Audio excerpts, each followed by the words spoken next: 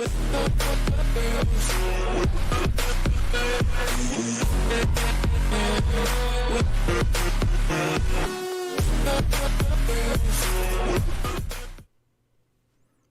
check, 1 2 1 2. Flames in the chat box if you can hear me. Flames in the chat box if you can hear me. Mic check, 1 2 1 2. Levels look good on my end. Levels look good on my end.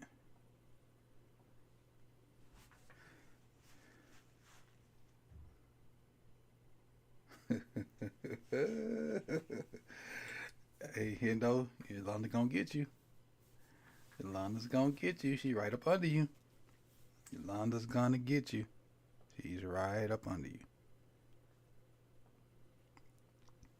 I forgot the most important part. I'm tripping. Took one day off and losing my mind. Hold on, let me do this real quick. I'm coming. Let me do this. You are the only participant in the conference. All participants are muted and they can unmute themselves. The recording has started. All right, now we back. Now we back. Back in effect. How y'all doing? How you doing? If you're new, like the video, subscribe so you can chat. And hit that bell so you can be notified when these videos drop. And I would say randomly, but these ain't randomly. Monday, Tuesday, Wednesday, 4:30. Yesterday was the first day I took off in a minute, but I needed it. We took off for the roundup too. You know, that was needed. And basically we enjoyed the holiday. First off, salute to anyone who, you know, has served, and that yesterday was for you for basically to give, you know, to remember the people that have served and lost their lives and lost limbs and got things wrong with them, and, you know, whatever the case may be. I appreciate everybody that served, and I wish they would do more for you guys. I don't know what that more would entail, but you went over there and went over wherever you went and risked your life for us ordinary civilians. So salute to you guys that's military. If you're watching now, if you're a military person, you know, put it in the chat box. If you're watching later, you know, let me know. Military people. Only person I really know that follows me for the most part that's military is G West and maybe one or two other guys. But I know Garnett's a military guy, retired military guy. So if you part of the military or former military, put it in the comment section or put it in the chat box if you're watching later. Notre Gang. Let's get into the Notre Gang. I appreciate everybody that did it today, and I had to go back and figure out who was it last week. And I went to go look at the stream, and I noticed that, let me put this up, that Jeremiah should have been part of Notre Gang. But instead of hashtag Notre Gang, Jeremiah typed out notification. Jeremiah typed out notification. And I think he was being funny, but the last stream he typed out notification. So I don't know if that was a error or whatnot, but that's why Jeremiah is not on here. But I think he made it for tomorrow's stream. I think he did. I'll scroll up to the top and see later. But the Notre Gang for last episode, which was last Wednesday, Marcus Payne, Brandon Bazel, and Pay the Bills.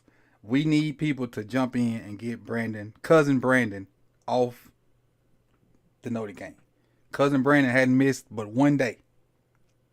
So somebody got to jump in here and get cousin Brandon off for the Notre Gang. All right. So appreciate everybody for coming through. That's our notification game for today. Few shout outs. What's up, Yolanda? Hendo. Who else we got? Oh, we don't want that up there. That's telling all my business. Go back to that. There we go. And bring me back. There we go. Now we can do our shout outs. Let's see. Jeremiah, Brandon. Let's see. Karuga, Hendo, Jeremiah W, Yolanda B, Rob, Triple Double Films. That's a new name. Appreciate you for coming through, Triple Double Films. Appreciate it. Zeke, Marcus, Rave Kingdom. Who else we got? think I pay the bills. Chris Wayne put a couple comments in earlier. Jordan Yates, Big Reg, appreciate you guys. You can see it if you scroll to the top, you see some exclamation points with some commands behind it. Those are the commands for the channel. And so if you do any of those, you should get something different. Tickets is for our roundup meetup, August 4th. You do exclamation point tickets. The link will come off of that. Exclamation point donate. When you go, it takes you to my Stream Labs page where you can donate to the channel. And when you do that, you'll see that little green mark above my head. It'll start to rise, and you'll also get a personalized thank you saying your name and your message and what you donated. Store takes you to my T store, not T store, my merchandise store. Let me see what else we got up here. Got stuff in the way. Hug, well, I think it'll let you hug somebody. Lurk, it shows you who's lurking, and has an exclamation point uptime lets you know how long the stream has been going. So that's where we at. That's where we at. So let's dive right into it. Oweh or Ojabo, who's going to have the bigger impact? What's up, Rico? Who's going to have the bigger impact? Let me slide over. So let's get to our Jane Doe comments of the day. And I put it up late on YouTube. So only one comment came up on YouTube, and it was Jeremiah. So Jeremiah's is not up here on the comment of the day, but I am going to talk about it. Because what happened was I got one for each side, which is what I wanted. I got one for each side, which is what I wanted. But the Jane Doe comment of the day goes to Chef 87. Chef 87. And tomorrow's the last day of the month, so you know so tomorrow's Wednesday. So Thursday, I'll put all the names in a wheel and spin it, and we'll have a winner for June's Jane Doe comment of the month. But today, the Chef 87, he says he's going to say Ojabo. He's shown flashes late in the year with the off-season addition of the Ravens bringing pass rush specialist Chuck Smith. I hope to see improvement with Oweh. As a fan, I hope both Ojabo and Oweh will have successful seasons. And that's good. What up, Killer Cam? So, with that being said, he said he flashed late, but he had very, very, very limited reps. Very limited reps. Very limited reps. So, I don't know how much of a flash you can say that is there, but the thing is, his pass rush package is better than Oweh's pass rush package, I think. But then let's go on to Jeremiah's comment. Hopefully it pops up right in X, right? Make it bigger. All right, Jeremiah. This is Jeremiah's comment. Again, it can't. I saw it right before I started the stream, so I just added it late. What up, Pete?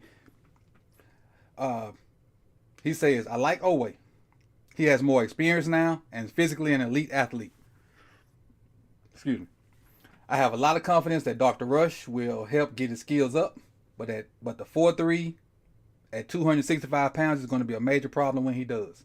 He did a good job of defeating blockers last year, just ended up in the wrong rush lane too often, or just not watching the ball and getting off the snap. Ojabo is going to be right there, though. In my opinion, he may take a little bit more time to get acclimated. And that's what I'm saying, because Ojabo's coming in, and this is technically Ojabo's rookie year. Technically, even though he was hurt for most of the year, he had played in 2 games. I think he played in week 15 and week 18. Got his second week 18. This is technically his rookie year. So this is going to be Oweh's third full year coming up. This third full year coming up. So let's kind of compare them to their last year in college, and then we'll talk about what they've done so far as pros. Let me move this over. So appreciate you, Jeremiah, and appreciate you, the Chef 87, for your comments. Jeremiah, this will get you another tick on the spinning wheel, even though it doesn't have the graphic to go with it. This will get you another tick on the spinning wheel to increase your chances of winning the Jane Doe prize for the month of May. Month of May. I'm trying to get the Junes over. I don't want to get the June that fast. I ain't ready to go back to work. Stay in May long as possible. But let's move on and look at these guys. All right. So right here, got a few list stats for it. And this is their last year in college. But they had 2, not saying their senior years, and both of them last year at college. And I took these numbers from PFF. Some people like PFF, some people don't. I'm kind of indifferent about them, but they are good for stats and they're good for a bunch of things. And since I have the little subscription, they're a lot more good to PFF than a lot more bad. But their bad is just bad. But there's a lot of good stuff on PFF, and a lot of good numbers that you can use, a lot of good stuff you can use to research. So this stuff came from PFF. All right.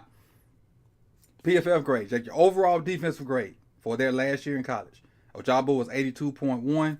Oweh was 85.3. So, check mark for Oweh on that one, being just overall defense totally. Oweh was the better defender his last year in college.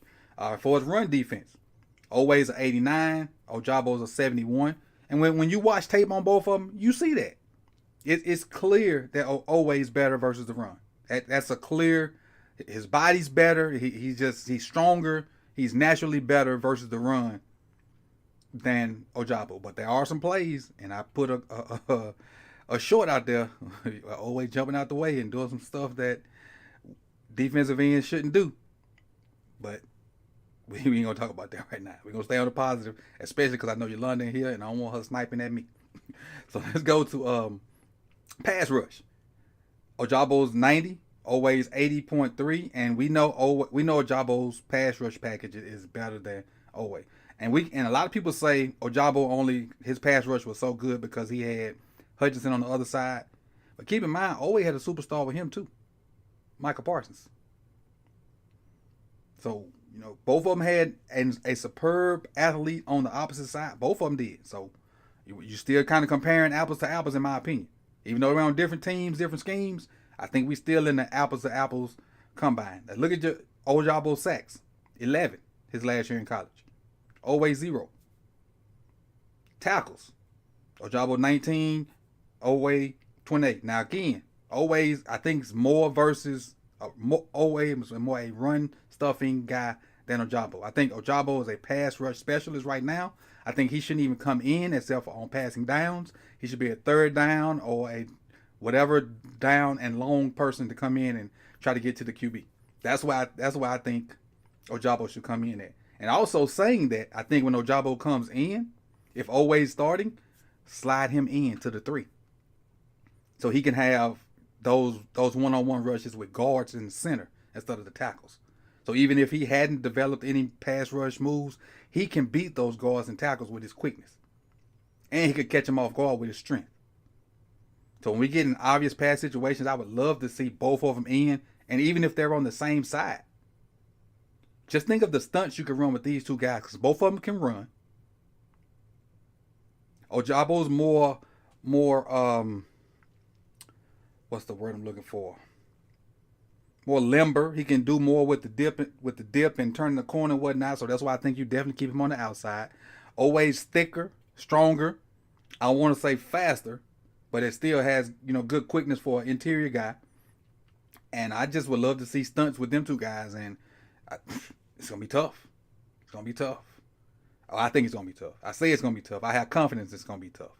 But again, and then as far as hurries, even though Oweh didn't have any sacks, he had 15 hurries. Ojabo had 22. And again, this ain't the same year. If you're just coming in, this is not the same year. This is their last year in college apiece. So Oweh, I think, is a year, college-wise, sports-wise, is a year ahead of Ojabo. So this is Ojabo's last year at Michigan with Hutchinson, and Oweh's last year at Penn State with, what up, Chris? Oweh's last year at Penn State with Micah Parsons on the other end. So that's where we're going with that. Let's take a look at what they've done professionally. All right, and again, Ojabo only played in 2 games, week 15 and week 18. He had 1 tackle, 1 forced fumble. He also had a sack. Oweh has had 2 full years, 32 games versus 2 games. 32 games versus 2 games. He got 12 tackles for loss, 8 sacks, 4 forced fumbles, 3 fumble recoveries. Now think about this. And this is the part that's kind of funny. Because look at that sack column. The sack column. Oweh has 8 sacks. Ojabo has 1. If Oweh produces on the same track that he's been producing, Ojabo could catch him in sacks, like career sacks, in this 1 year. And he's had 2 full seasons ahead of Ojabo. If Oweh doesn't, if he continues to track as far as his sack numbers, because he got 8 sacks, so that's 4 a year. So if he gets 4 this year, that puts him at 12. Ojabo could get 10 sacks and be right behind him, be one behind him, if not more than 10. Because if Ojabo's healthy, and which leads me to this, and you can't see this, I wrote this on my notepad, so I'm just gonna say it. When I look at these two guys, and I think about pass rush, so the positives for Oweh's pass rush is he has a great bull rush, and he has the arm over move that works sometimes. That little move that that Yannick tried to teach everybody when he was here. He has that little move sometimes that he can use. And his bull rush is always there. It just depends on how good the offensive tackle or offensive guard is, or whether he can overpower them or not. What up, Living Legend, Raven C, Terrell? I see you guys. But now when I think about Ojabo's pass rush, and keep in mind, all of my Ojabo stuff is coming from college when he was with Hutchinson. Nothing from this year. Good spin move. No, let me start with good speed rush. Like just beating the guy off the edge and turning the corner on him. He's good at that. The counter to that is this spin move. When the tackle oversets, he spins back inside. He also has a little hesitation move where he comes like he's going speed rush. He'll pause and make you think he's going inside and then keep going. So he got that move going with him too. The cross chop, that's what I'm talking. Appreciate it, Chris. I said arm over, but I meant cross chop. Appreciate you. Thank you, Chris. And then, again, I was about to say arm over, but cross chop is what I'm thinking about. Ojabo has that too. So from what I noticed, and I only watched that film of Ojabo, 2 years ago? He had 4 moves that he can go to. And I'm pretty sure he has more now, because that was 2 years ago. But looking at Oweh every Sunday, I still see the same 2 moves. The cross chop, the sometime in cross chop, the 50-50 cross chop, and the bull rush. So we'll see. And honestly, and this ain't got nothing to do with the subject, Kyle Hamilton blitzes better than both of them right now. That's neither here nor there. Mostly there. There meaning here. but Kyle Hamilton blitzes better than both of them. So now what I need to know is, and this is where I need to go do some more of my research. The bodybuilder with no move. Killer Cam. Now I agree with you, but let me tell you what I used to say, and I don't know if you saw or heard me say it before. His rookie year versus his sophomore year, and we're talking about Oweh. Now, in fact, let me put me back up there so y'all have to keep looking at that. His rookie year versus his sophomore year. Oh, and the phone lines are open just in case you didn't know. They are open. Gonna be open for another 9 minutes. If you don't call in, that's fine. That's cool. It's cool with me. But if you do, it's open. Let me see if I can get the number up there for you real quick. And I can get back to my point.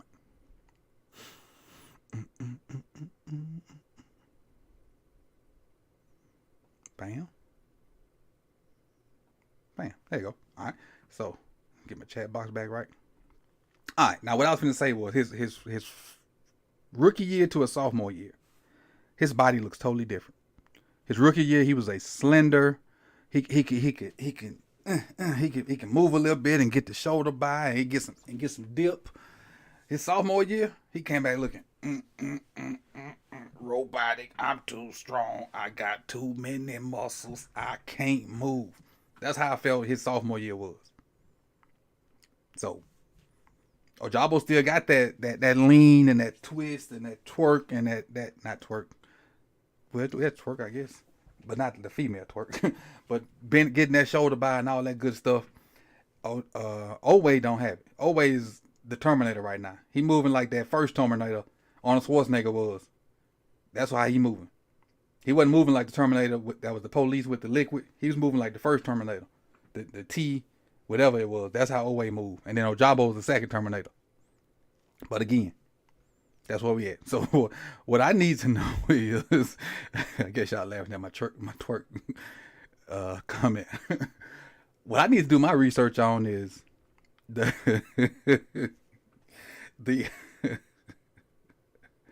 the pass rush specialist.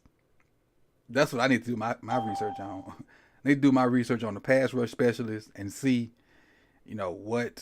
what he's done in the past, who he's coached up, and go from there. That's what I need to do. I do my research on him and kind of come back with a thought process of how good he is, because I see people mention him all the time. They call him Dr. Rush. I think Jeremiah, both commenters mentioned him today. Both commenters mentioned him today. But I got to do my research and kind of see who he's coached and the results from it, and go from there. All right, let's jump over to the phone lines real quick. I got to get it set up. Get my graphics out the way. If they'll let me get out the way. And we'll go from here. First caller, you got me? Hey, how you doing? I'm good. What's your name? What you got for the show? My name's Jared. How you doing, Coach? I watch a lot of your videos. Very Appreciate insightful. I have a question and a thought. Do you think Harbaugh is the man for the job to lead this team to where they need to go? I keep hearing them with these subliminals, like, hey, whenever a reporter asks him about, throwing versus running, he's always saying, we're going to play Lamar ball, and I hate those subliminals. Do you think he's the guy? This is what I think. I think that all the tools are in place for him to be successful. And I don't think he's a bad coach. Just when you look at his career, his totality, the totality of his career, he's not a bad coach. Do he do some dumb stuff? Then we all want him fired, like knee jerkish? Yes. But he's not a bad coach overall. But he has all the tools to make a run. And a first round exit this year, especially if we're healthy, a first round exit this year, his seat should be hotter than fish grease if we get a first round exit. If not, gone. Because he got everything there that he needs. A top 3 defense. The offense has been revamped. You got a okay to good O-line. You got a lot better receiving room that you've had probably ever. You got a top 3 quarterback, arguably top 2 in my opinion, and you got a decent set of running backs. So to me he has no excuses other than injuries to the main people to fail. So if we don't make the playoffs, or if we go out in the first round, I think he out of there.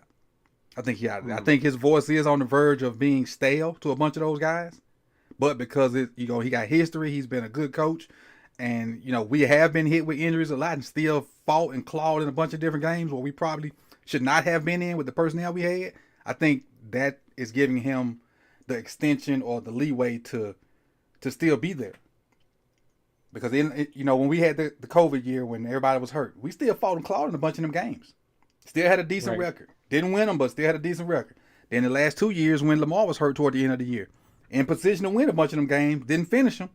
But without Lamar, pretty much didn't have an offense for the most part. So he's doing something, whether it's hiring the right people or making enough decisions to keep us in games. We just wasn't finishing those games. And then with people being hurt as much as they was, I think that kind of gave him a pass to still be here. What do you think? It's tough because I love John. I think he's a great leader of men. But here's the issue: let's say Todd comes in, kills it first year, and let's say we make it to the AFC Championship. He's going to get hired as a head coach, and that's the problem when your coach is an offensive guy. Then we're going to cycle through offensive coordinators. I think that could be a struggle. Like, who's the next man up? As soon as Todd gets hired, is it T. Martin? And then where we want to go, and we want to get better and better. It's going to be hard cycling through those offensive coordinators at some point. Right. As far as what you're coming about Monken, I think 2 years max for Monken. 2 years max. A nice run this year, and maybe even a deeper run, if not the Super Bowl this year or next year. If we win the Super Bowl this year, Monken's out of there. If he's out of there. But if we get like first or second round, he may stay a year. But if we win the Super Bowl, Monken's gone. They're going to pick him up so fast, it's ridiculous. I think people are honestly sleeping on Todd Monken. He reminds me a lot of Bobby Petrino. I think it was a great hire by John, but I am a little worried that he might just be too good. You know, like he's a great situationally. I'm going to be so happy we're not going to have any quarterback draws on 3rd and 8. That's going to be exciting. But I appreciate you and love the platform, man. Keep doing you. I appreciate it. Appreciate you, Jared. And I got you tapped in, so next time you call, I'll know who it is. Thanks, man. Take care. Appreciate it. Great call by Jared. Great question too. Great question. And again, even if your question ain't on the topic, bring it. And Lisa, I know you got 2 questions, Lisa. I'm gonna get to you at the end. Lisa put the Q in the comment section and then put a question behind it. I saw you had 2 of them. I'm gonna try to get to them at the end. So I ain't forgot about you. I have seen them, Lisa. All right. Next up. Rave Kingdom, you good? What's good, Birdie? How you doing? I'm good. What's going on? Listen, just to answer the quick question first. So start off with the question. I would say David Ojabo to have the better year. The more success. Only because I listened to David Ojabo and I listened to Oweh. And all Oweh did was, if you ever had to listen, he just did I feel like he did the most beta answer. And that was, hey, I messed up, and I know that I almost got there, and I noticed that I wasn't quite getting the sacks that I needed, and I was getting blocked, getting double teamed, and I want to get better. I want to do better. Man, every time I listen to David Ojabo, it's like, look, no cap. All right, I was hurt, but I'm 100%. Let's get at to work. Let's go after it. Mm-hmm. That's all I keep hearing from David Ojabo, bro. So to me, I don't know. I see more dog in David Ojabo. I mean, that's not even trying to be mean. That's just keeping it real. So, mm-hmm. I mean, you see what you see. It's your eyes and your thoughts. So if you see that, who's the judge that? Oh, that's just what I see, man. I think Oweh has had multiple years to and what was crazy is we knew that he was a developer, more developed player. He had to develop. We kind of had an idea he had to develop, but even that, it's just we ain't about to keep sitting here waiting for this guy to develop. So I hope he does. I hope Oweh does his thing. I hope he does do better and stuff, and actually get to the quarterback. But we want to be honest, I don't see the dog in him anymore. But I wanted to talk about that Coach John Harbaugh thing. I've heard it so many times, and fire Harbaugh. Listen, I ain't gonna cap. I'm with you, Coach, what you said earlier, man. Because John Harbaugh does some things that just like, John, there's been times, I ain't gonna cap, like, come on, like, why do you not know how to use timeouts? And how long you been a coach? Like, you don't know how to use timeouts yet? He don't know how to use the challenge flag. He want to challenge the flag. He wouldn't even throw a challenge flag on a play that we knew. We knew that was pass interference. But no, he ain't going to throw it. He already wasted the challenge flag, man. So it's like, yes, does John Harbaugh make mistakes, man? Sure. But that was never the full issue. The issue was the philosophy of the team. This year is the first time we are taking a mental route of we want to invest in the offense, not the defense. We actually want to make it where we're dangerous on both sides of the ball, more talent on the offense, give our franchise quarterback more options to play, and we're not going to sit here and talk about, oh, we got our guys, we don't really need anybody, and if you do want to come over here, well, just be a Raven. So it's the philosophy was the issue, okay? Because like you said in the round table before millions of times ago, Greg Roman just came in to do his job. He got hired to do the plays that he was hired to. Yep. He showed his plays, and they hired him. That has nothing to do with John Harbaugh. That has to do with that office. The office. And that office this year finally said, okay, we have to change our philosophy because we're winning, but we're winning, but we're still not getting over that hump. And why are we not getting over that hump? Because we literally are crippling ourselves. Mm-hmm. And it took Hollywood Brown's sacrifice, Willie Snead's sacrifice, and Dez Bryant's sacrifice D-Jack. to say, listen, how LeBron said it. He said, bro, the players are good. It's this play calling, it's this mindset, it's this whole entire idea or ideology of we gonna run the ball and rely on our defense. Like, bro, Hollywood wasn't even tripping. He said, I like Lamar Jackson. Mm-hmm. I like my boys. I'm loving this place. Chuck Clark, he came out and said, man, I was rocking in this place. They were telling me good things about me being a good player, a good role model. But it was the secretness of the office and all the management not doing their part.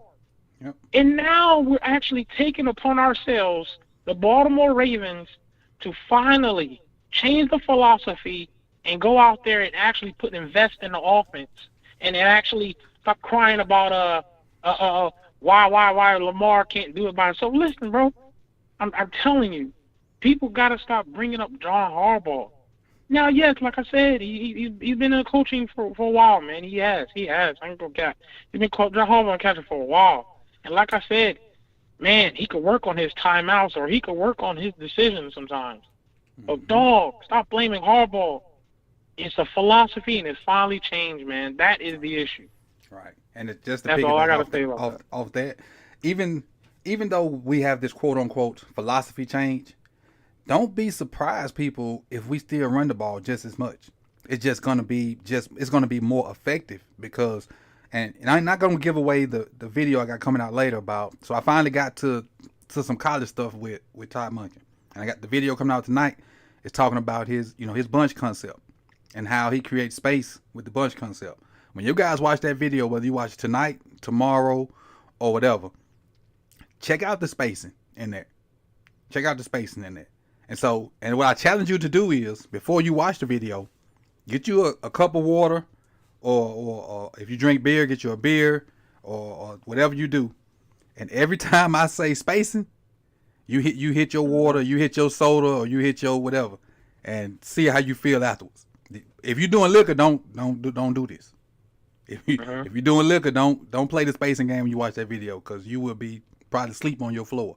But if you got water or a beer or something that you can sip on, every time I say spacing in that video tonight, take a sip of your water or your cold drink or whatever, and see how much of that drink you have left afterwards. But I appreciate you calling in, man. Appreciate it. And No problem. Depending on tomorrow, we'll hopefully see you tomorrow or hear from you tomorrow. All right, Coach. Appreciate it, Rave Kingdom. All right, and that was our last call for today. Let me get to these questions.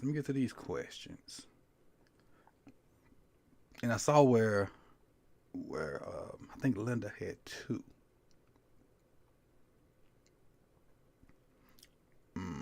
Let's see. Let me see if I can find them. Got to go through all the chats. I appreciate you guys for coming through and having the conversation in the chat box and laughing at me and reacting and whatnot. I appreciate everybody. All right, here go first.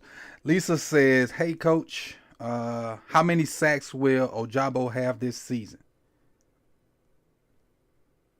9. I want to say 10, but double digits is you in a whole nother level once you get double digit sacks in a year. And I want to say 9. Because I don't think he's going to be in on like first and second down. I think he's going to be like a pass rush specialist. Because I think Oweh's better versus the run than him. And I'm sure Bowser's going to start opposite of them. And if they bring somebody else in, then there's going to be a rotation. So I'm going to say 9. I think 9 max. And I think 5 minimum. I think he'll be somewhere between 9 and 5.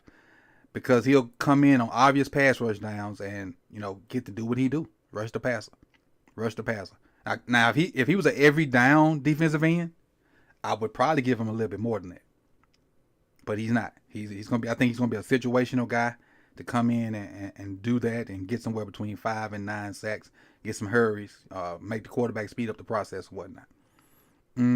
She had a second one also. Let's find the second one. Give me a minute. Gotta scroll. Gotta scroll. All right, next one. She says, will David Ojabo start all 17 games? I don't think he'll start any, honestly. I think it'll be Oweh, unless somebody get hurt. I think it'll be Oweh and Bowser starting. Those are the two guys I think gonna start at the end. And I think Ojabo will be like like I said, a rotational, situational guy. But I still think he'll get 5 to 9 sacks, maybe even more. But if I had to place a bet, I would say 5 to 9. Let's see. I think I saw one more question.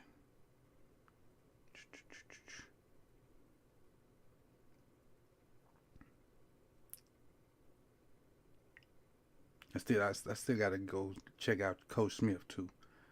I do, because again, both Jane Doe comments mention it, so I need to do my research on Coach Smith. Dr. Rush. I saw another question somewhere. Here you go, from Pay the Bills. Pay the Bills says, if Monken has a year and gets a HC job, head coach job, looks elsewhere, what do you think? Do you let Harbs go and keep him? Let me see. If Monken has a year and gets head coach looks elsewhere, do you let Harbs go and keep him? Oh, that's a good question. If Monken has if he has a good year and gets those head coach looks, that's only going to boost Harbaugh up. So I don't care. I don't know how well Monken would have to do in order for him to supplant John Harbaugh. Because the thing is, he's under Harbaugh. So however good Monken does, that only boosts Harbaugh up for hiring him. So I don't think he could average 75 points a game, and all that's going to do is make Harbaugh look good for hiring him to average 75 points a game. So maybe he'll get looks elsewhere, but I don't think there's nothing that he can do to bounce Harbaugh out and them to put him in as Baltimore. So basically, whatever he does for us this year, if he does great things, which I think he'll do, it's pretty much going to be an audition for a head coach for some other team. I don't think, no matter how well he does, he's a reflection. He's a John Harbaugh hire, so he'll never be able to just bounce him like that unless Harbaugh does something to get kicked out or booted out. Let's see. I think that's going to be it. That's it, man. So I appreciate you guys for coming through. If you have not, like the video. Again, if you're a Patreon, thank you.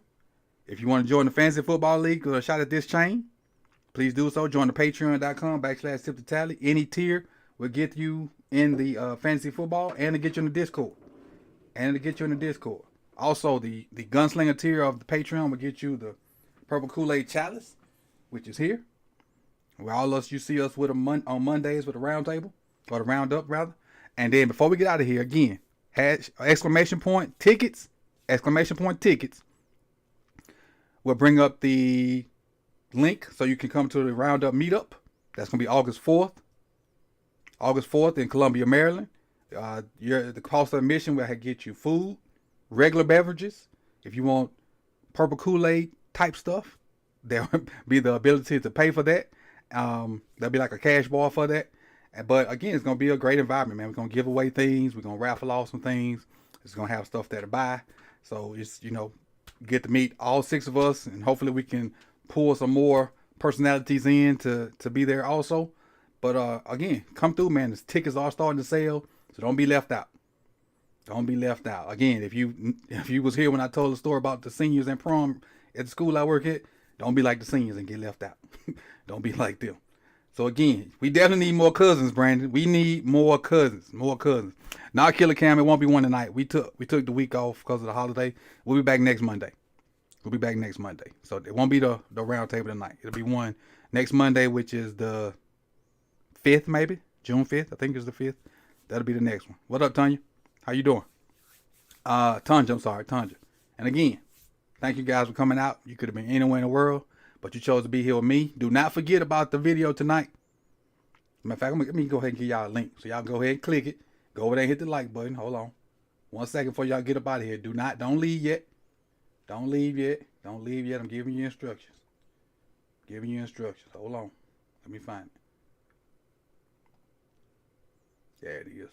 Click that. Get that. Cut. Paste it over here for y'all.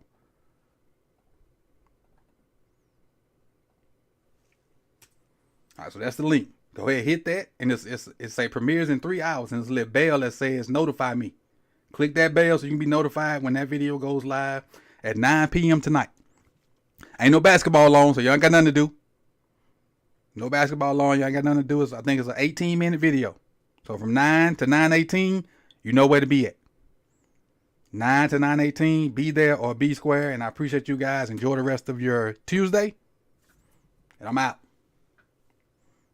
Who driving? Yeah, be safe. Be safe, Tundra. Be safe. Be safe. Be safe. Safe on that road.